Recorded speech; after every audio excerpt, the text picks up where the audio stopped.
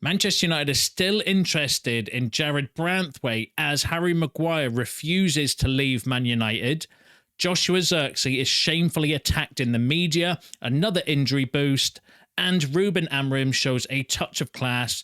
These are just some of the stories we're going to discuss in a rundown of all the latest Manchester United news and transfer news.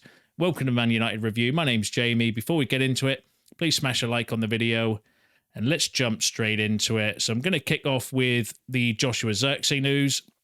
So Joshua Zirkzee arrived at Manchester United a stone overweight, and Erik ten Hag didn't even want him. Sunsport can reveal not only did he arrive at United out of shape, it's taken a while to shift that extra weight. His condition left manager ten Hag unhappy, as he was not his choice of striker in the first place. This came from Neil Custis in The Sun, who, quite frankly, I think's just put out an absolutely shameful bit of journalism for a number of reasons. Like, I could lay into that in a multiple of different ways. So firstly, suggesting that Joshua Zirkzee arrived overweight. This, by the way, let's not forget, Neil Custis is the guy that Van Gaal called Fat Man in a press conference, if you remember back to all of those years ago. So it's a case of maybe the pot calling the kettle black a little bit, trying to kind of suggest that Joshua Zirkzee arrived overweight and that Ten Hag didn't want him. Fabrizio Romano said all summer that Erik ten Hag was on the phone to Zirkzee and his agent convincing him to join the club. So for Neil Custis to suggest that Erik ten Hag didn't want him, that's hardly the sign of a manager that doesn't want to sign a player, constantly ringing them on the phone to try to convince them to come to United. And that was from Fabrizio Romano, who, last time I checked, was a little bit more credible than Neil Custis from The Sun. So I actually think it's like a really, really bad bit of journalism, that absolutely shameful, to be truthful with you. The fact that he's put out a hit piece on Joshua Zirkzee, who is a young player, come to a new country, new league. Yes, he's not in the best of forms, but to personally attack him, suggesting that he was overweight when he first joined and that the manager didn't even want him, is an absolute disgraceful bit of journalism, in my opinion. And I hope that you and others see through that absolute bullshit, because I think it's absolutely ridiculous, especially from someone like Neil Custis, who, like I said, Louis van Gaal called Fat Man in a media press conference. So he's clearly still got a bee in his bonnet around that. So he has to put out bullshit stories like that are just absolutely full of holes. Because one, I don't think he did arrive. I don't think there's anything wrong with Joshua Zirkzee's. Like, he looks very athletic, in my opinion. And then secondly, to suggest that Ten Hag didn't want him when he was on the phone to him all summer trying to convince him to come to United is another bit of bullshit. So I'm going to file that straight in the bullshit bin, and I hope his next shit's a hedgehog. So let's move on to some other news. So there's been an update around Old Trafford. The story's gone a little bit quiet because obviously, there's a lot of other things going on, but James Ducker from The Telegraph said that Manchester United have postponed a final decision on whether to build a new stadium or to redevelop Old Trafford until next summer. Remember, there was going to be like a decision made by the end of the year, was the last time we kind of heard. And then Chris Wheeler from the Daily Mail has said that Manchester United reveal results of a survey of more than 50,000 fans over the future of Old Trafford. 52% want a brand new stadium, 31% in favour of redevelopment, and 17% undecided. So it does look more favourable towards building a new stadium. Reading between the lines, apparently one of the holdups is that they're not just looking to, if they're going to look to redevelop Old Trafford, they want to also redevelop the surrounding area as well, with like hotels and hospitality and, you know, flats or whatever they're kind of going to do around it. And that obviously takes way more time to get planning permission for, and development and funding and everything like that, as opposed to just knocking up a new stadium. It's not as simple as that, because they want to completely renovate the entire area around Old Trafford as well.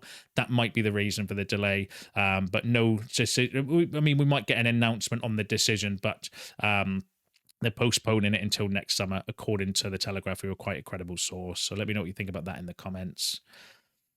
And then the next story I've got for you regarding Ruben Amorim. I like this story. Touch of class, I think, from our new head coach. So one player at Casapia, a third-tier Portuguese side of whom Ruben Amorim began his coaching career, did not have enough money to pay his rent and look after his children, and the authorities threatened to take his children away from him and his partner.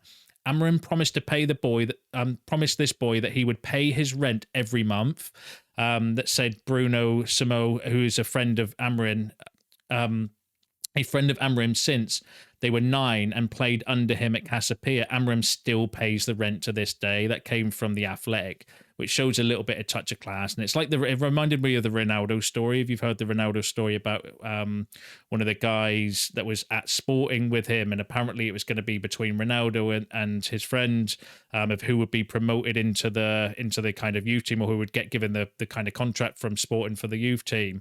And it came down to a head-to-head in a game of who would score the most goals. And apparently Ronaldo's friend gave him a tap in at the end so that Ronaldo could go through and score to win the kind of score off or the shoot off, apparently. And Ronaldo apparently still pays him money, buys him cars, bought him a house, and all that sort of stuff. So I love that around. It's nice for people in positions of power to reward their friends and stuff as well. So I thought that was a touch of class. About another story coming from Ruben Amorim. Jamie Jackson said tickets for Sporting's game tonight against Sporting's game against Braga, so Ruben Amorim's last game, sold out in a minute. So that's insane, isn't it? That there's going to be so much interest in his last game. I think Man City could probably have their highest ever viewing figures for a Champions League watch tonight, because I think there's going to be a lot of people tuning in to watch that game purely because of obviously Sporting and Amorim, and wanted to see what he's all about as well. So yeah, a minute for his last game. That's insane. Now, if you remember last week, I gave you I think it was last week or last couple of days anyway, there was a story that I called BS Transfer Story of the Week regarding Vinicius Jr. So Fabrizio Romano said, clubs appreciate Vinicius Jr., but the rumours with Chelsea, Man United and PSG are absolutely not realistic. Real Madrid consider him as untouchable. So that kind of confirms, if you didn't think it already, that the links with Vinicius Jr. are what they said they are. Absolute nonsense and absolute noise. There is no chance we would be getting or going anywhere near Vinicius Jr. So that story, can definitely be filed in the BS bin, in my opinion. Now, there's been a couple of injury boosts recently. So the next one is regarding Kobbie Mainoo. So Kobbie Mainoo could possibly return to the Manchester United squad against Leicester on Sunday. That's positive. Obviously, brought you Mount news this morning. Leno Yoro is effectively might be back after the international break as well. So it does look like we might be getting a few players back. Still no update on Shaw or Malacia, although Malacia is in first team training, but God knows where Luke Shaw is. And just on Leno Yoro, who turns 19 next week, will not play against PAOK on Thursday or Leicester on Sunday. However, perhaps there will be a cameo for him during the open training session at Carrington on Wednesday. So he could be back in full team training in Wednesday, according to Samuel Lucas. And Samuel Lucas also suggests that Raphael Varan is understood to have been among the former United players of whom Yoro consulted before making his decision to join United. So it'd be nice to see Leno Yoro come back. And Kobbie Mainoo as well. Midfield's a bit threadbare at the moment, like the fullback position, but again, no real updates on the injury front regarding specifically Luke Shaw. But would be nice to get a few players back. I think after the international break, hopefully we'll have a few more players back available for Amorim to make a decent selection from. But let me know what you think about that in the comments.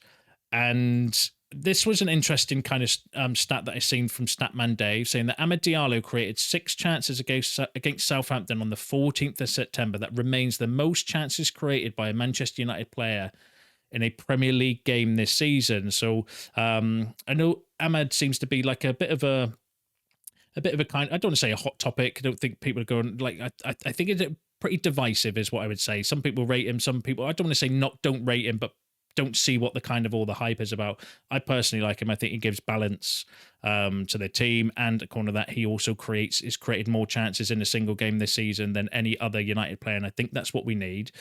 Somebody like that in the team. Amad Diallo himself posted the following on his Instagram account, which was interesting as well, saying that the most progressive runs per 90 in Europeans top 5 league, and Amad Diallo is the 7th. So that means that in terms of like successful dribbles or dribbling the ball forward, Amad Diallo is amongst the best in Europe, in the big 5 leagues anyway, in the top 10, which I thought was actually quite a surprising stat, because I didn't think Diallo was necessarily as good as that with his dribbling and his progressive running. I would have thought like Garnacho would be way higher than that, but evidently not.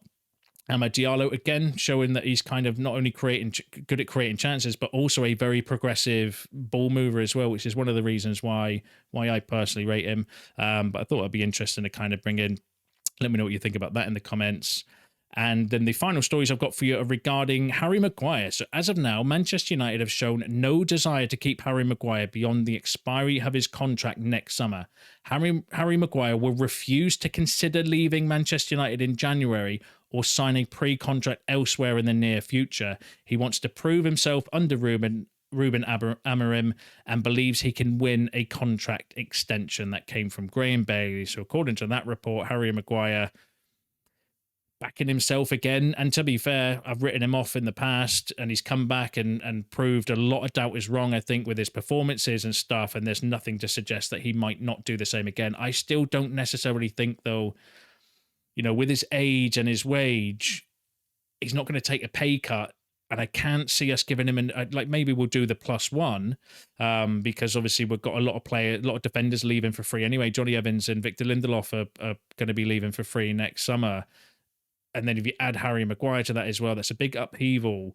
So maybe I could see United doing the +1 on him, but I can't see them giving him a new contract, not with his wage and age. What's he going to be, like 31 or something by the summer? He's on 250 odd grand a week as well. Do you know what I mean? For what effectively might be your third or fourth choice defender. So I don't necessarily think that, you know, I can't see United sticking with him personally, but who knows? He might pull it out the bag. I wouldn't write him off. I definitely wouldn't write him off because he's been written off in the past and he's come back and actually been one of our best defenders over recent times. So fair play to Harry Maguire. Now, if he was to leave, that would obviously leave us a bit short at centre-back. So Alex Crook from TalkSport said that Manchester United are plotting a fresh move for Everton centre-back Jarrad Branthwaite next summer.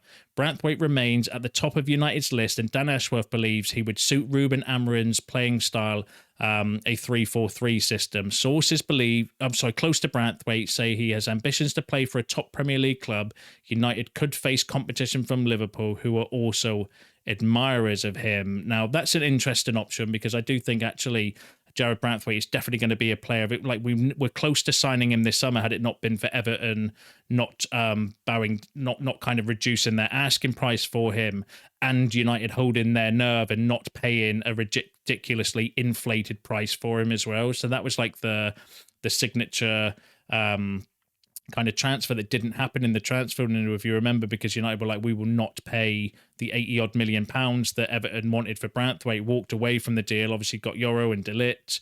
But I do think he is still a player that we would go back for if Everton reduced their kind of asking price. And plus the fact is, I think that, you know, Branthwaite might push for an exit this summer as well.